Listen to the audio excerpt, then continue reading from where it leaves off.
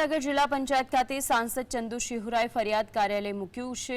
આ કાર્યાલય પર સુરેન્દ્રનગરના સાંસદ ચંદુ શિહોરા દર સોમવારે કાર્યાલય પર લોકોના પ્રશ્ન સાંભળશે। જિલ્લાના 5 ધારાસભ્યની હાજરીમાં કાર્યાલય ખુલ્લું મૂકવામાં આવ્યું।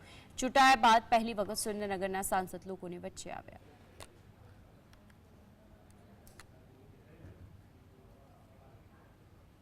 કાર્યાલયનું ઓપનિંગ કરવામાં આવ્યું છે ત્યારે હું આ વિસ્તારના કામો માટે સતત જાગૃત રહી અને જ્યારે દિલ્હી ન હોઉં ત્યારે આ વિસ્તારમાં હું દર સોમવારે મારી હાજરી આપવાનો છું।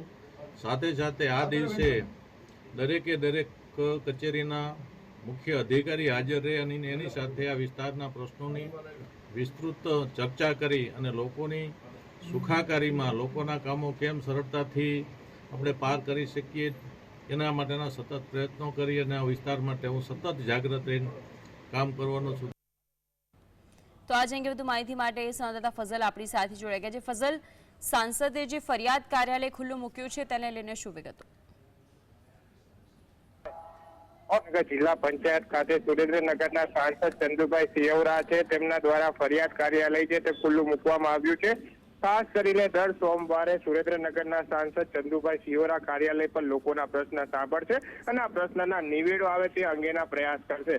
ઉલ્લેખનીય છે કે લોકસભાની ચૂંટણી પત્યા બાદ પ્રથમ વખત છે સાંસદ છે ચંદુભાઈ શિહોરા તે લોકોની વચ્ચે આવ્યા છે। સુરેન્દ્રનગર જિલ્લાના જે પ્રાણ પ્રશ્નો છે તેના નિરાકરણ માટે દર સોમવારે સરકારી કચેરીઓમાં અધિકારીઓ સાથે પણ સાંસદ બેઠક યોજશે તેવું પણ નિવેદન આપવામાં આવ્યું છે। આજે સુરેન્દ્રનગર જિલ્લાના જે લોકસભાની 7 બેઠકો આવે છે તેના ધારાસભ્યોની ઉપસ્થિતિમાં આ કાર્યાલય ખુલ્લું મુકાયું છે। જી આભાર ફઝલ, આપ જોડાઈને વિગતો જણાવી તે બદલ।